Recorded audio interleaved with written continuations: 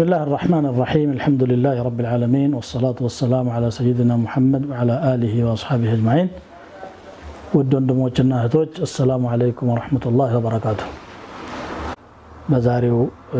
إلات يجلات جهمة تاهوت تهجدنا يلليت صلاة بتملكتنا تهجد مالت بقانقوا يترجموا انكلف معطات مالتنا ترك الهجود من يتان متهو مالنا بشريعة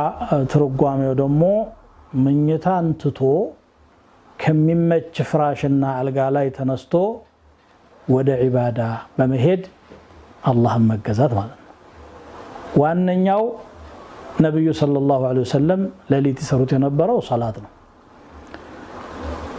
اللهم بقرآن عزوات شوال بس ساتشولا عندهم واجب نو إلى العلماء ومن الليل فتهجد به نافلة لك كلليتم انقلف عته يسجرك در لا أنت تجماري سيهونه عسى أن يبعثك ربك مقاما محمودا جيته يتمسجن مع رجلاي لياسنصح يكجلال للنايل يتمسجن مع رجل مالت نبي صلى الله عليه وسلم يوم القيامة لما لا يسول جوج فصل القضاء وفرد الثانين للست يميادرقوت مشمقلنا شفاعة ميبالو مالن ይሄ እንግዲህ የሳቸው ስራቸው ይሄ ነው ለሊት ቆመው ነው የሚያድሩት አላህ በቁርአኑ አዟቸው ያ አዩሃል ሙዘሚሉ ቁም الليل አላቸው አንተ ተሸፋፋኝ ለሊት ቁም አላቸው ኢላ ቀሊላን ጥቂት ብቻ ታርፍ ካልሆነ በስተቀር ንስፈሁ ግማሹን አው ወثلثه ወይም አንድ ሶስተኛውን ቢያንስ ቁም አው زيد عليه ويجمرበት ويقنسልና ورتل القرآن ترتيلا نصفه وثلثه ከዛ ቁርአንን ቀስ ብለህ ረጋ ብለህ አንብበው ይላል አነባበቡንም ጭምር ነው የሚነግራቸው ስለዚህ ተሐጁድ ማለት ለሊት ቆሞ ሶላት መስገድ ማለት ነው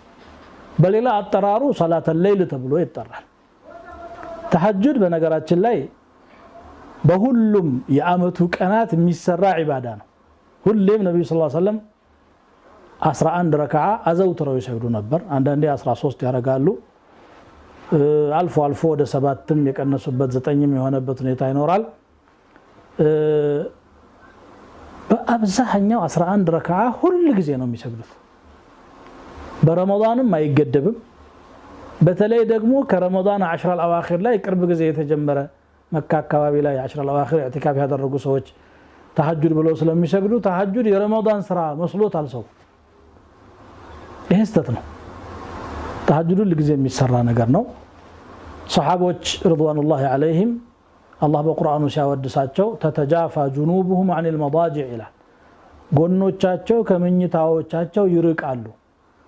يدعون ربهم خوفا وطمعا ጌታቸውን ያመልኩታል ወይም ይለምኑታል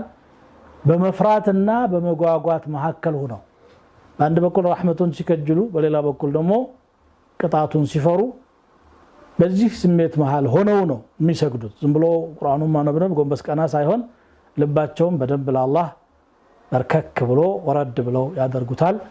ይሄ ተሐጁድ ተብሎ ይጠራል ማለት ነው ረመዳን ውስጥ የሚሰገደው ተራዊህ ከተሐጁድ የሚለየው ከመኝታ በፊት በመሆኑ ብቻ ነው ቢቻል አኺር الليل መሆኑ ይመረጣል ተራዊህም ግን ተራዊህ በጀማዓ እንዲሰገድ ያደረጉት ብዙ ሰው እንዲሳተፍ ስለሆነ ሰይድና ዑመር ረዲየላሁ ተዓላ ዐንሁ ያደረጉት አሁንም አብዛኛው ሰው እንዲሳተፍ ሲባል ተራዊህ